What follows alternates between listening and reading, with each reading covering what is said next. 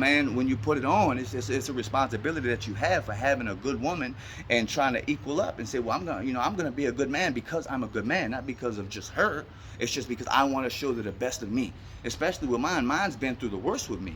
So what kind of man would I look like going out in this world and making, flirting with women, making passes at women, knowing where my heart is and knowing that I do not, once again, like at the beginning of the video, I do not want to live without this woman.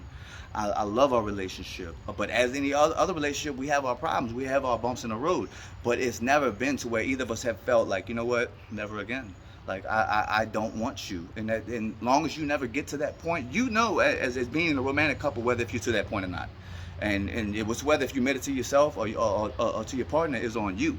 But you know what I'm saying? If you're doing these things behind your partner's back, it's done already. It's like I said, it's just a matter of time, and it's gonna be ugly, it's gonna be devastating, it's gonna be fireworks, and a lot of people are gonna be hurt. And then when you factor in kids, you got a lot of people that are staying in relationships just because of the kids, not because they're happy. And that's not fair to no one, the man, the woman, the child, the family in general. It's not fair to yourself to stay in a relationship like that. And it's about being adults and saying, look, I need to do this better. I need to, communication is paramount. Look, I'm not happy with this, and sometimes maybe you can fix it. Maybe you can really remedy it if you just hurry up and get it out there and get the truth out there. But a lot of people these days don't know how to tell the truth. A lot of these people don't know how to be sincere. A lot of these men out here don't know how to be faithful.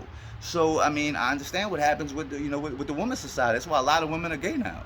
They'd rather just be with another woman, and they found out that women cheat too. You know what I'm saying? So it's like, man and woman needs to come back together, man, and bring that dialogue. Like I said, I'm gonna reiterate this. Me and Dina are far from perfect. Like, we have trouble sometimes. We have, things that happen to where we argue, we fuss, we fight. But I love her. It's never gonna be where I don't love her no matter what. And my job is to make her happy. My job is to provide. Is to be a good example for our stepdaughter. Is to be a good example just for good men in general. And that's where I call myself a king, because a king takes on these responsibilities. And that's where you're doing everything that you're supposed to be doing. And that's the relationship aspect. Now going back to the friends, I have friends that I know that we're cool. I care about you. I care about if something happens to you. But I know that the life that you live in does not match with mine. So at 40 years old, how am I supposed to keep on being, just be a follower to this person and the way they're living their life, even though it's counterproductive to the way I'm trying to live mine and the goals that I'm trying to achieve? It doesn't work like that. And like I said, I know it's hard to tell people, look, I don't want to be your friend anymore. And I don't believe we're going in the same direction, or going to a partner and saying, hey, we need to fix this, because nobody likes to bring all of that out. But my whole thing is as a man, telling other men, watch the mistakes that you made. You know what I'm saying? There's mistakes that I make every day. But there's certain cardinal rules that I'm just not gonna break. I'm honest with my partner. I love her. It's my best friend. Whatever we do in this life, we're going to do together.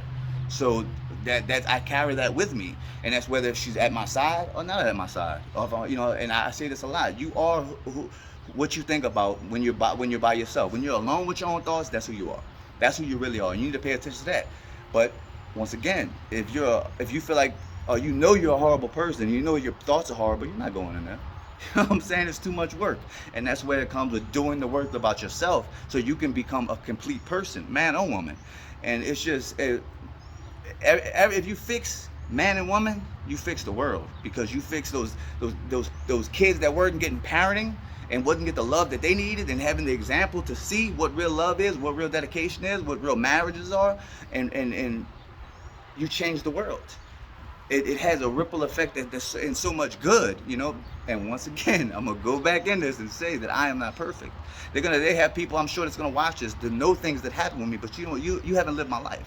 You don't know what I've been through. You don't know how the universe had made things look like it was happening, and it wasn't even happening that way. But once again, there's so many different variations of the truth. It depends on who's seen it and when they seen it, or when they heard it, or what they heard, right? How many of y'all remember the telephone project in school? They would start with a line of 10 and say one thing: Johnny went to the store. And by the time I got to the 10th person, man, Johnny did all kind of stuff.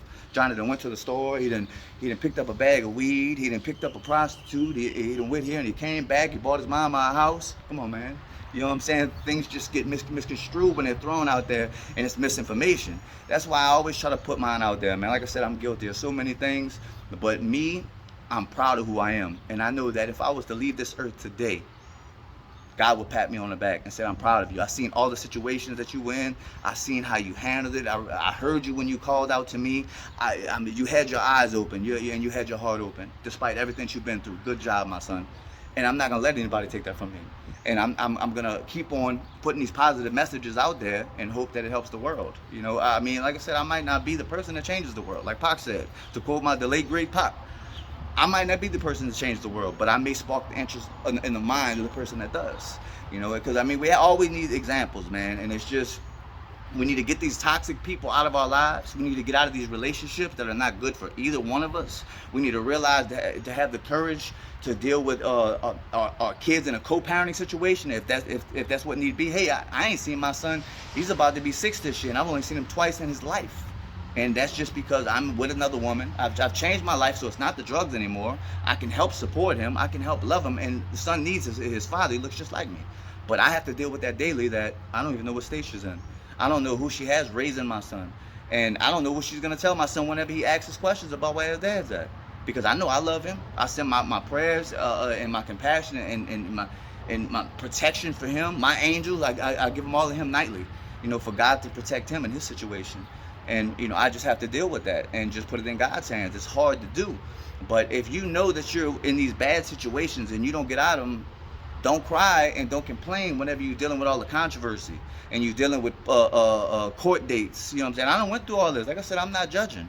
I'm just learning. And as I'm learning, I'm trying to, you know, orate it to you and just let you feel my struggle. And that way, you know, maybe it'll help you in life. It'll help you get over the things that you're going through. Or maybe it'll make you look inside yourself and realize that, you know, maybe I have some problems that I need to deal with, and some questions that I need to answer to myself. And it's, with so much going on, it's just hard. Everything that try to take your focus off of you. Man, know thyself. That's the first rule. And if you know yourself, you know the problems. And if you know the problems, you can figure out the solutions. And it's not about two perfect people coming together when you're talking about relationship. It's all about me knowing my fuck-ups and how I'm fucked up. Me knowing your fuck-ups, and I can only know that if you know yours, the way you can express them to me. And I figure out if I can deal with your fucked up, and you can deal with my fucked up. And if we could try to conquer this thing called life. And it's only through good teamwork, communication, transparency, and true love can you do that. Obviously you need God. You need God to, you know, God to bring you together, because nobody can tear you apart then. But you need honesty, and you don't need none of the stuff of the devil, the deceit, the lies, the agony, the depression. That's when the demons come to feed off you. So whenever you feel like that, realize and picture yourself in a room full of demons, and they just sucking the life out of you, because that's what they eat. They don't eat physical food. They eat our fear, our anxiety, our depression, you know, our worry. They're right there to keep on whispering our ear and just to keep us in that state. Rise above that and realize that you're loved, that you're a good person, even in your incompleteness. And this has come from a once incomplete person. I feel that, you know, I've tipped the scale.